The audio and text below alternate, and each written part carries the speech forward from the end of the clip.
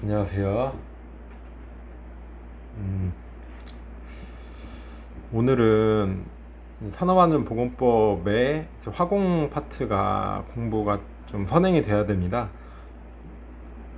원래 코시아 가이드는 권고적인 성격을 지니고 있고 그 전에 규칙이 우리 법적인 성격을 지니고 있어가지고 산업안전보건법을 잘 알려면은 산업안전보건 기준에 관한 규칙에 있는 그 화공 파트를 먼저 마스터를 하고 시작을 해야 된다 이렇게 아시면 되거든요. 근데 보면은 이제 법이 눈에도 잘 안 들어오고 이제 별표의 내용도 많고 하기 때문에 이거를 어떻게 공부를 해야지 좋은가 이런 부분들을 생각했을 때 규칙을 한번 볼까요? 규칙은 이런 식으로 내용이 굉장히 많습니다. 600 몇십 개 정도 되거든요. 근데 이제 우리 화공 파트는 주로 이제 제2장 여기 폭발 화재 및 위험 누출에 의한 위험 방지, 화재 폭발 누출 이게 다 PSM 관련된 거죠. 그래서 이 부분들을 쭉 보시면은 이제 나옵니다. 근데 이거를 다 보기가 좀 쉽진 않고 눈에도 잘 들어오지 않고 그래서 제가 좀 고안한 방법은 별표를 먼저 좀 보시는 겁니다. 거꾸로. 그래서 예를 들면 별표 1을 볼까요? 별표 1에 위험물질 종류에 대한 부분이 별표 1인데요. 그러면은 지금 여기 보시면은 관련 조항이 여기 쓰여 있습니다. 16조, 17조, 225조 이렇게 쓰여 있기 때문에 이걸 보고 먼저 어떤 위험물질이 있는지를 먼저 확인한 후에 보면 폭발성 물질, 유기화 과산화물 이렇게 돼 있고 물반응성 물질, 인화성 고체, 산화성 액체, 산화성 고체, 인화성 액체, 인화성 가스, 부식성 물질, 급성 독성 물질 이렇게 정의가 다 돼 있거든요. 그러면은 얘네들이 법이 어떤 법들이 관련이 되는지를 거꾸로 보는 겁니다. 225조가 있죠. 거꾸로 다시 가보죠. 그러면은 여기 225조가 있죠. 그래서 위험물질 별표 1의 위험물질, 그래서 저번에도 말씀을 드렸지만 적절한 방어 조치를 하지 않고 다음 각호 행위를 해서는 안 된다 이렇게 되어 있는데요. 그래서 충격을 가하는 가열을 보시면 다 똑같습니다. 이런 물질들 이게 다 위험 물질들이거든요. 별표 1에 있는 애들이에요. 얘가 그거에 대해서 접근시키거나 가열시키거나 마찰을 가하는 것을 이제 하면 안 된다. 그리고 이런 것들이 다 충격 마찰을 가하면 안 된다는 내용들 위주거든요. 누출시키는 건 안 된다. 이거는 부식성이랑 급성 독성만 좀 다르고 압축가열 주입 이거는 인화성 가스 좀 다르네요. 그죠? 그게 이제 폭발성 물질, 물반응성 물질, 그리고 산화성 액체 고체 이거는 가열, 마찰, 충격 이거 다 동일합니다. 가열, 마찰, 충격 다 똑같죠? 인화성 액체는 가열, 주입, 증발, 인화성 가스, 압축, 가열, 주입, 부식성은 누출 이렇게 해서 인체 접촉 이렇게 되어 있거든요. 근데 중요한 건 적절한 방어 조치를 하지 않고 다음에 각 후에 행위를 하면 안 된다 해놓고 이렇게 정의를 하고 있는 거거든요. 이것도 방치하는 것도 안 되는 거고 취급하는 설비가 있는 장소에 너무 방치를 해두면 위험할 수 있기 때문에 그럼 이렇게 보면 우선은 얘네들이 사용되는 위험물질들이 정의가 나와 있고 얘네들이 어디서 관련이 되는지를 잘 알 수가 있겠죠. 그리고 요거는 이제 외우고 있으면 더 좋죠. 인화성 액체는 기본 60도 이하인 거고 인화점이 60도 이하인 거고 그리고 부식성에 대한 것도 나와 있고요. 극성 독성의 정의도 잘 나와 있습니다. 잘 읽어보시면 되고요. 그럼 16조 17조는 뭐냐? 이걸로 볼까요? 앞쪽이니까. 16조 17조는 뭘까요? 여기는 법 앞에 있는 부분은 일반적인 사항들을 얘기합니다. 그래서 별도의 장소에 보관돼야 되며 작업장 내부에 작업에 필요한 양만 두어야 한다는 게 보관이고, 그리고 비상구도 설치해야 되네요. 17조, 16, 17조가 다 위험물질에 대한 내용입니다. 이렇게 보시면은 이제 내용이 다 들어오죠, 그죠? 이런 데는 피난 방향으로 열리도록 하고 실내에서 항상 열 수 있게 하든다. 출입구 같은 방향이 있지 않고 출입구로부터 3m 이상 떨어져 있어야 된다. 비상구 또는 출입구까지 투평거리가 50m 이하가 되어야 한다. 비상구 문을 설치한 경우 항상 사용할 수 있게 유지해야 한다. 이렇게 돼 있네요, 그죠? 거꾸로 이렇게 공부를 하면 좋습니다. 여기 보면 맨 위에 이런 내용이 나와 있기 때문에 16조, 17조, 225조 이렇게 거꾸로 얘네들을 봐서 얘네들이 어떤 법에 적용이 되는지를 알아볼 수 있는 거죠. 마찬가지로 이제 별표 7을 한번 볼까요? 이런 예시를 한번 또 보여드릴게요.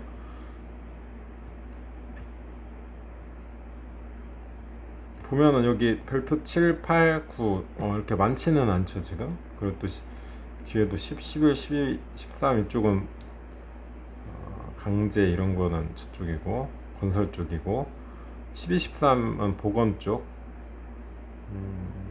그러니까 이 많지는 않아요. 이런 포인트가 되는 애들을 잘 알고 있으면 되는 겁니다. 오늘 그냥 하는 김에 요 별표들을 다 정리를 할게요. 별표로부터 법으로 나아가는 부분들 정리를 다 해서 정리를 한번 되게끔 해봅시다. 별표 7을 먼저 볼까요? 별표 7 보면은 화학설비 부속설비에 대한 설명이 나와 있어요. 근데 얘는 또 시험 문제도 많이 나오기 때문에 어떤 것들이 있는지를 좀 외워둬야 됩니다. 그래서 혼합장치, 분리장치, 계량설비, 그리고 열교환 기류들, 그리고 가공설비, 분체 화학물질 취급 분리, 또 그리고 압축설비도 여기 나와 있네요. 그리고 부속설비는 이송 관련 설비, 자동제어 관련, 비상조치 관련, 가스 누출 감지기, 폐가스 처리, 분진 처리, 전기 관련 설비, 안전 관련 설비 이렇게 되어 있네요. 그래서 화학 설비가 있으면은 또 부속 설비가 있는 거죠. 근데 이것도 한번 거꾸로 가볼까요? 이걸 먼저 좀 얘네들은 암기가 필요하기 때문에 암기하는 방법을 좀 제가 알려드리겠습니다. 이거는 제가 암기법을 개발을 했거든요. 그래서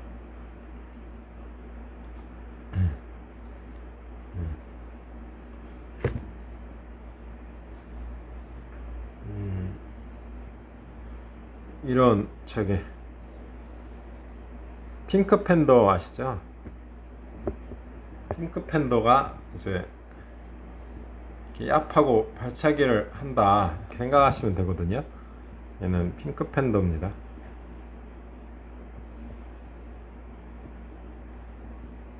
근데 가분수예요. 그래가지고 분홍색의 핑크 팬더입니다.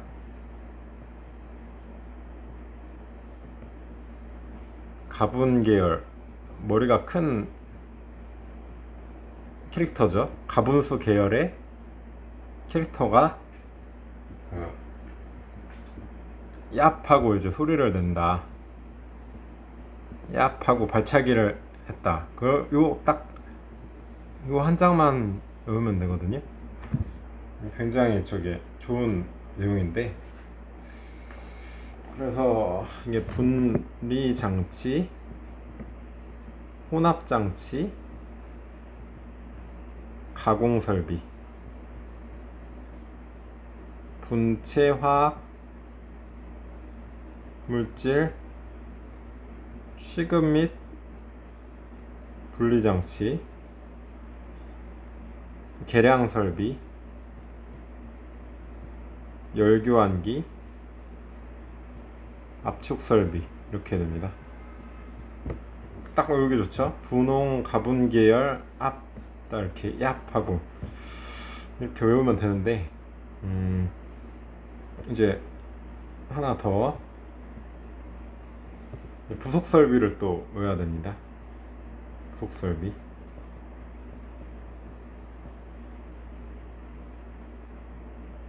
옛날에 가수 페이가 좀 오래된 얘기인데요. 옛날에 공부하다 보니까 좀 페이가 총을 들고 이렇게 그 뮤직비디오를 찍은 적이 있었어요. 옛날에 미세이 그 페이라는 애가 있었거든요. 그래가지고 페이가 총을 들고 있으니까 자비가 없는 거죠. 자비가 불안정하다, 분안정하다 이렇게 좀 모였었거든요. 그래가지고 이렇게 폐가스 처리 설비, 세정기 응축기 플레어스택 같은 거죠. 그리고 이거는 이송 관련 설비, 배관, 밸브, 관 부속료 이런 것들이고요. 자동 제어 설비, 온도, 압력, 유량 지시 기록하는 그런 것들이고, 비상조치 관련 설비, 안전 밸브, 긴급 차단 방출 밸브 같은 그리고 가스 노출 감지기,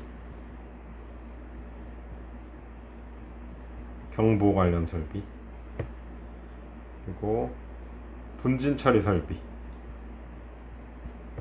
사이클론 백필터 전기 집진기 같은 거죠. 그리고 안전 관련 설비네요. 이거는 정전기 제거 장치, 긴급 샤워 설비 같은 거. 그리고 마지막에 정은 불안전하다. 전이네요. 이제 전기 관련 설비네요. 이런 것들을 유지하기 위한 전기 관련 설비 이렇게 해가지고 저는 암기를 했습니다. 근데 오래된 거라 가지고 핑크 팬더를 보고 분홍 가분 계열 앞 하고 이렇게 발차기를 하는 얘가 얍 앞 하고 이렇게 발차기 하는 장면으로 굉장히 치명적이어 보이죠? 이게 바로 화학 설비고요. 이게 부속 설비입니다.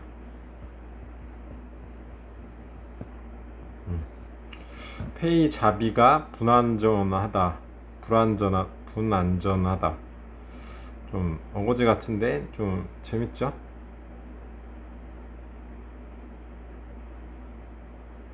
이렇게 해가지고 화학 설비와 그 부속 설비에 대한 암기 방법을 잠깐 알려드려 봤고요. 어떤 법에 관련이 되는가 거꾸로 보면 227에서 229, 243조 및 4절 관련돼서 계속 나온다는 거죠. 그러면은 한번 볼까요? 227에서 229조, 여기 227 딱 나오네요. 그죠? 호스 등을 사용한 인화성 액체 주입하는 거, 노출이 호스 등을 227에서 229 이렇게 나온다는 거죠. 지금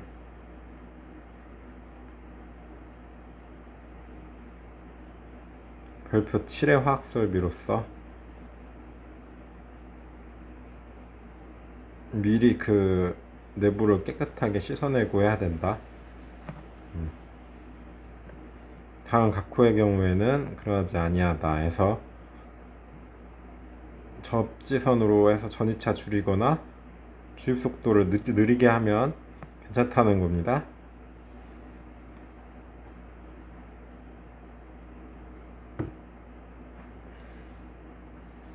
가솔린이 남아있으면 이제 이게 스위칭 하면서 이제 위험이 생길 수 있다는 거죠. 화학설비 내부에 가솔린이 남아있는 경우에 다른 물질을 넣거나 할 때 경유나 등유 이런 거를 넣을 때 조심하라는 얘기네요. 불활성 가스로 바꾸든가.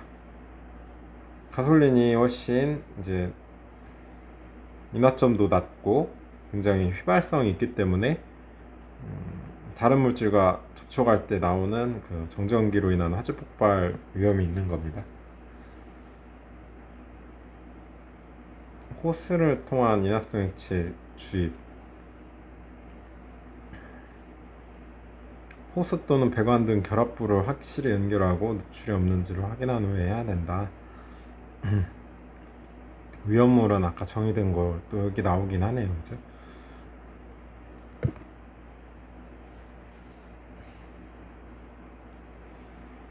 그리고 산화에틸렌 취급하는 거.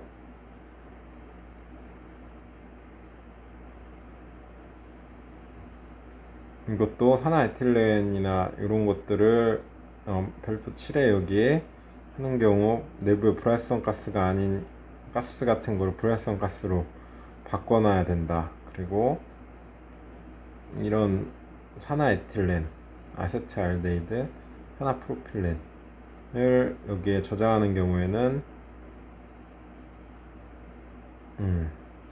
불활성 가스로 바꿔놔야 된다는 거죠.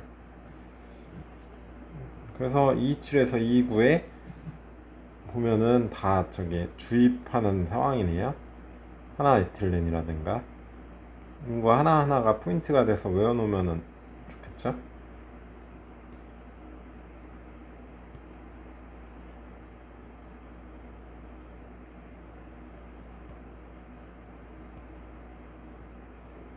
그리고 어디 갔죠? 27, 229, 243 243을 한번 찾아볼게요. 소화설비에서도 소화설비에 대한 내용도 마찬가지로 화학설비, 별표 7의 화학설비 제5절에 위험물 건조설비가 있는 장소 그 밖에 위험물이 아닌 인화성 유류 등 폭발이나 화재 원인이 될 수 있는 물질 취급하는 장소에 소화설비에 설치해야 되는 내용이 나와 있네요. 그죠? 적합해야 한다. 이런 거는 이제 타법에 있는 것도 우리가 참고를 할 수 있겠죠. 예를 들면 소방법에 안 맞는 거를 적합한 기준이 무엇이냐, 이거는 우리 법에 잘 안 나와 있을 수도 있거든요. 이런 거는 타법에 있어서 이렇게 했었어야 되는데 안 해서 근로자가 다치거나 사망했다 하면 이제 그것도 참고 자료로 해가지고 다 법 위반의 소지가 있는 겁니다. 법은 굉장히 복잡하지만 더 복잡하거든요. 알고 보면 타법까지도 넘나들면서 통상 했었어야 되는 걸 안 해서 사고가 났다면 그것도 좀 안 되는 거죠. 그래서 243조에 소화 설비에 대한 내용이 나와 있고, 그리고 나서 이제 4절 화학 설비 보면은 여기 4절 2편 2장 4절 2장이 아까 우리 봤던 그 내용이고 화공 관련된 내용이고, 그 중에 4절째로 통째로 다 4절이 화학설비, 압력용기 등 해가지고 화학설비 얘기를 쭉 이렇게 얘기를 하는 거죠. 이제 여기서 보면 건축물 구조 얘기도 나와 있고 불연성 재료 쓰는 거, 그리고 부식 방지, 뭐 접합부, 밸브 이런 것들 구체적으로 화학설비 설치할 때 어떤 거를 해야 되는지 이렇게 다 나와 있는 겁니다. 그래서 밸브 재질, 원재료 종류 표시하는 거, 안전 밸브 설치하는 거, PSV, 뭐 파열판 이런 식으로 다 저기 화학설비에 대한 걸 설치할 때 그 안전하게 하기 위해서 하는 내용들이 다 쭉 나오는 거죠. 고유 공지, 내화 기준. 내화 기준 어디까지 내화를 해야 되는지가 나와 있는 거고, 배출물질 처리하는 것도 나와 있죠. 이런 것도 이제 환경에도 저촉이 되고 우리 법에도 배출물질 처리하는 부분이 나와 있습니다. 통기 설비 이런 것도 나와 있고, 통기 밸브, 이 브리더 밸브죠. 이게 인화성 액체 할 때 화염 방지기도 같이 설치를 해야 된다. 근데 여기 보면 특별한 거는 화염 방지 기능을 가지는 인화 방지망 설치한 경우에는 그러지 않아도 된다. 그죠? 통기 밸브 설치되어 있거나, 통기 밸브가 보통 그 화염 방지기 기능까지 같이 하는데 추가적으로 화염 방지기를 통기 밸브에다가 설치하기도 하고 그러고 있죠. 이런 식으로 또 방유제는 저장 탱크 주변에다가 설치하는 거, 계측 장치에 대한 내용도 있고요. 자동 경보 장치, 긴급 차단 장치, 예비 동력원, EPS 시스템 같은 거 얘기하는 거죠. 그리고 사용 전 점검해야 되고, 개조 수리 시에 지휘나 이런 것 통해서 해야 되는 거고, 대피하는 거, 이제 화재 폭발 시에 비상 대응 같은 거를 하게끔 해야 된다는 거죠.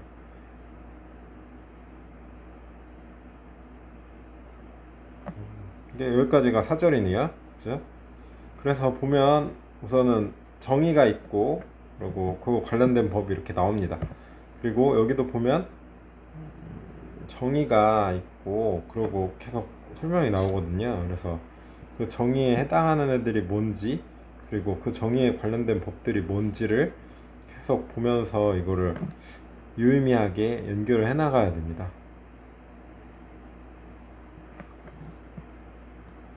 이렇게 공부하는 게 좀 유효성이 있죠. 그 보면은 안전거리랑 위험물질 기준량 이런 것도 각각 정의하고 있는 거죠. 이거는 요것만 봐도 어느 정도 내용이 들어오죠. 그죠? 271조에 대한 내용인데,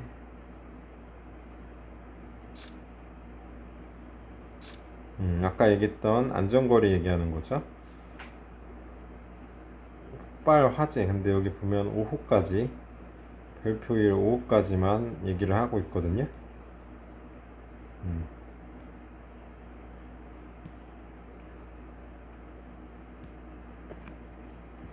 잠시만요. 못 찾지? 별표 1, 5호. 보면은 폭발, 물반응성, 산화성 액체, 고체, 인화성 액체, 인화성 가스까지만 하고, 부식성이랑 급성독성 물질은 보유공지가 거리가 없어도 된다는 거죠. 지금 얘기는 부식이랑 급성독성은 화재 폭발 위험은 없으니까요. 그래서 서로 영향을 미치지 않게끔 보유거리를 해야 되는 내용입니다. 보면은 그래서 이거를 어디에 정의했냐? 별표 8에 정의를 한 겁니다. 근데 이제 다른 법, 이제 소방법에 나와 있는 안전거리가 되거나, 아니면은 공정안전 보고서 제출해서 위험성 평가 통해서 CA나 뭐 이렇게 예측을 통해서 안전성 확인 받았으면은 더 안전거리를 덜 둬도 된다, 이런 얘기가 나와 있는 거고요. 그러면은 다시 별표 8로 들어가 볼까요?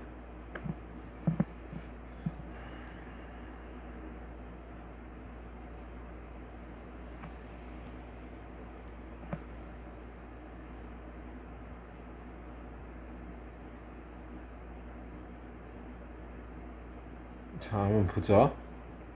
단위 공정 시설 및 설비로부터 다른 공정 시설 및 설비 사이 10m 이상, 플레어 스택으로부터 단위 공정 및 설비, 위험물질 저장 탱크 및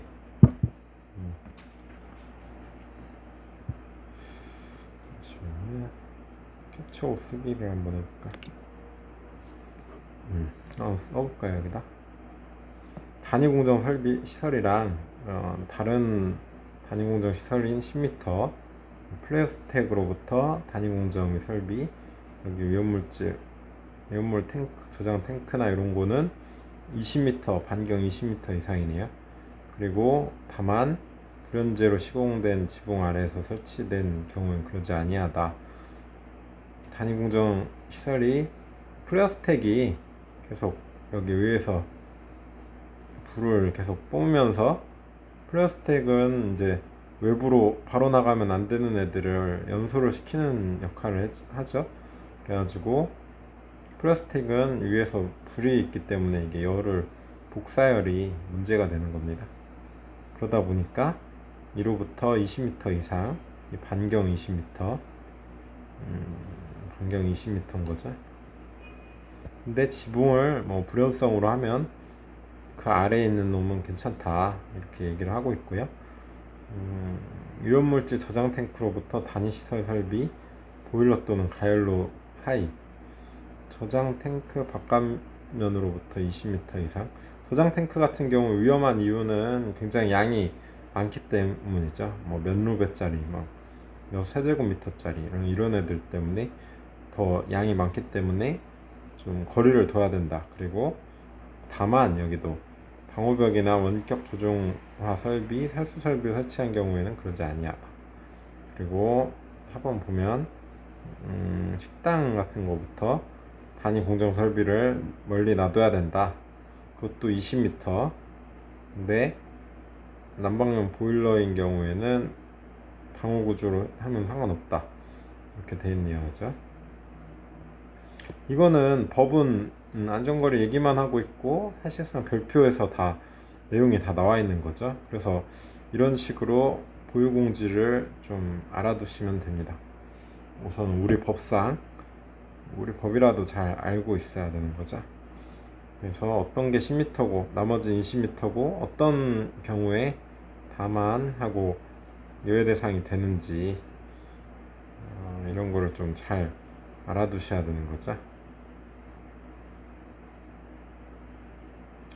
보일러인 경우에는 방호 구조로 되면 괜찮다, 이렇게 해놨네요. 그죠? 위험물질 저장 탱크, 단위 공정 시설들, 다 안전거리를 둬야 된다는 거죠. 이렇게 보면 되고요. 그리고 아까 하나 더, 별표를 봐야 되는 것들을 다 정리하고 나서 규칙을 쫙 섭렵하면 좋죠. 그리고 규칙을 읽다가도 정의가 나와 있어요, 그 앞에. 그러니까 어떤 규칙 조항은 정의만을 위한 조항이 있다. 근데 그 조항들이 아래에 적용이 되기 때문에 그런 식으로 공부를 하면 굉장히 유효하다. 우리가 멍하니 그냥 규칙을 내려다 읽으면 아무 의미가 없고 금방 까먹지만, 이런 식으로 정의를 확실히 알고 그거에 해당되는 내용을 보면 굉장히 도움이 많이 됩니다. 그러면 이것도 273조의 기준량을 이렇게 정해놨네요. 이거는 PSM에 나오는 그 R값 구하는 거랑은 다른 얘기죠. 그죠? 계측장치 설치하는 기준을 이렇게 기준량 이상으로 제조 취급하는 것에 대해서 하도록 되어 있는 거네요. 그쵸? 취급하는 다음 각 어느 하나에 해당하는 설비로서 내부 이상, 발열이나 증류, 정류, 증발, 추출, 그리고 물질 온도가 가열되는 위험물질 분해 온도나 발화점보다 높은 상태에서 운전되는 설비, 그리고 반응 폭주, 그리고 350, 980, 그리고 가열로 또는 가열기, 얘네들이 또 이렇게 나와 있죠. 이건 특수화학 설비에 대한 정의도 같이 나와 있는 거네요. 이거는 별도의 별표 없이 규칙에서 정의를 하고 있어요. 그래서 이것도 그냥 암기를 해줘야 됩니다. 굉장히 중요한 설비이기 때문에. 그리고 요 밑에는 화학 설비들 중에 화학 설비들 중에 특수화학 설비 설치하는 경우에 해야 되는 것들이에요. 그냥 화학 설비가 아니라 그래서 이것도 마찬가지로 아까 화학 설비 중에 또 특수화학 설비가 있는 거고, 그 특수화학 설비를 사용하는 경우에 이제 이렇게 세 가지가 있네요. 그죠? 근데 특수화학 설비면은 어차피 화학 설비이기도 하니까 특수화학 설비를 외우는 거를 또 하나 더 만들었습니다. 특수화학 설비.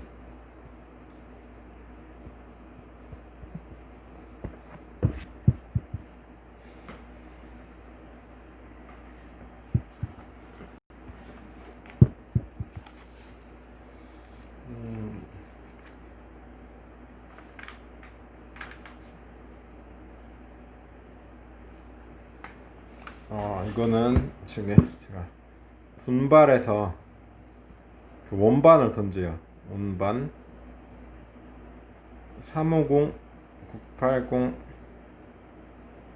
가다 분발해서 원반을 던지는 거예요. 이거 원반을 던지는 사람이 분발해서 원반을 막 집어 던지는 거죠.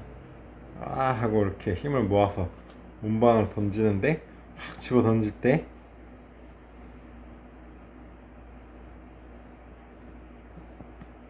지금 좀 생각이 나는데 이제 사모하는 사람이 생각을 하는 거예요. 왜냐하면 원반을 멀리 던져야지 금메달도 따고 그래야지 나중에 그 광고도 따고, 예를 들면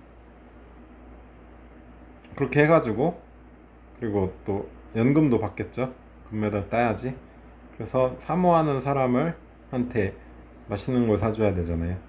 그러니까 350 980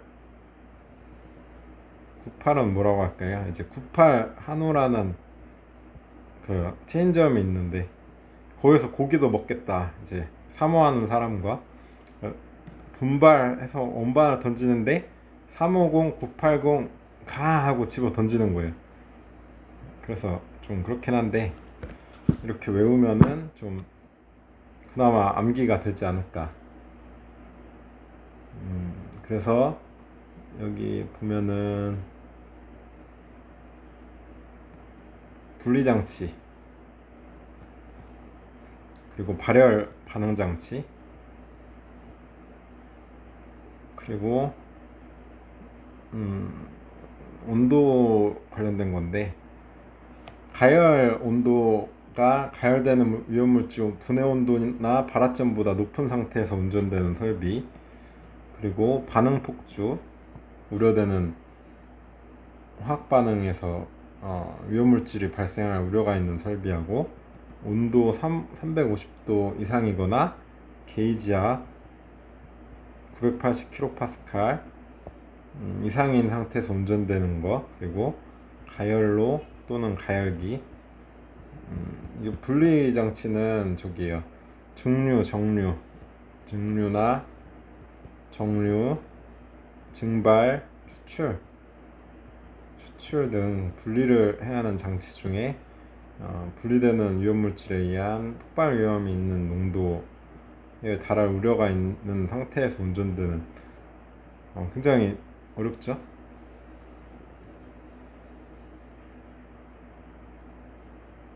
발열 반응 반응장치. 이거 온도도 좀 특이하죠. 온도 분해 온도나 발화점보다 높은, 발화점보다 높은데, 그리고 반응 폭주, 이런 데서 좀 이렇게 정의를 하면 됩니다. 그리고 여기서 계측장치도 제가 암기를 좀 하는 방법을 개발을 했는데요. 계측장치.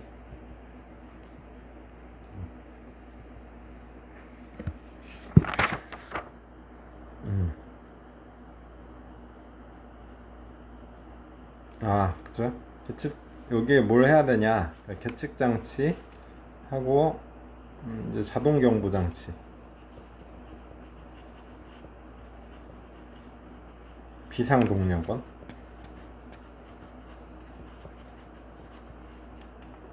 긴급 차단 셧다운 설비, 셧오프 밸브나 셧다운 그리고 UPS 이건 셧다운 밸브나 자동 경보 장치 이거 알람들이죠. 그래서 계좌 비긴 계좌를 먹기 시작했다. 계좌 비긴 이렇게 좀 외우면 됩니다. 그래서 정의가 나온 거를 지금 봤는데 그래서 계좌 비긴 그죠?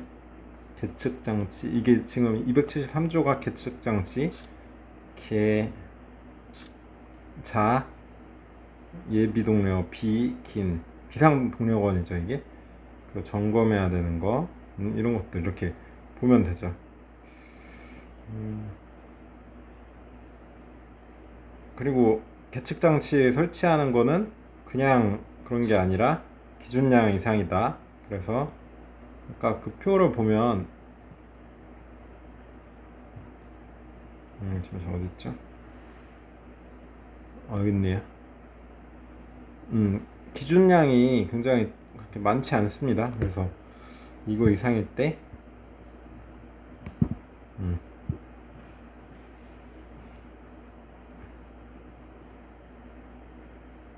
여기는 급성 독성이나 부식성을 포함하네요. 그죠? 아까 보유공지는 걔네 둘 빼고 얘기했잖아요. 몇백 킬로그램 있는 것도 있고 그리고 R값 구하는 것도 여기도 나오네요. 그래서 R값이 합쳐가지고 그렇게 높아버리면 그걸 해야 된다. 이거는 어디다 한다? 저기 특수화학 설비에다가 하는 거고요. 그리고 계측장치 기준량이다. 얘는 좀 제한적이네요. 그죠? 요런 규칙 별표는.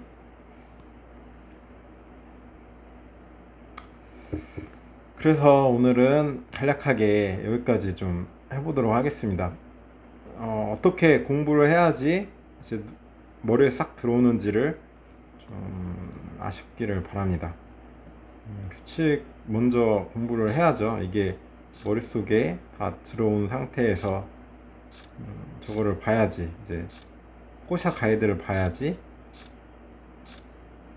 근데 이게 사실 호샤 가이드에 이 법에 대한 규칙에 대한 세부 내용이 또 있는 거나 마찬가지라서 호샤 가이드를 볼 때 법도 같이 공부하면서 서로 참조하면서 참고하면서 공부를 하면 굉장히 유효하다. 그런 공부 방법을 사용해야 된다고 좀 알려드리고 싶었습니다. 오늘은 여기까지 공부를 마치겠습니다.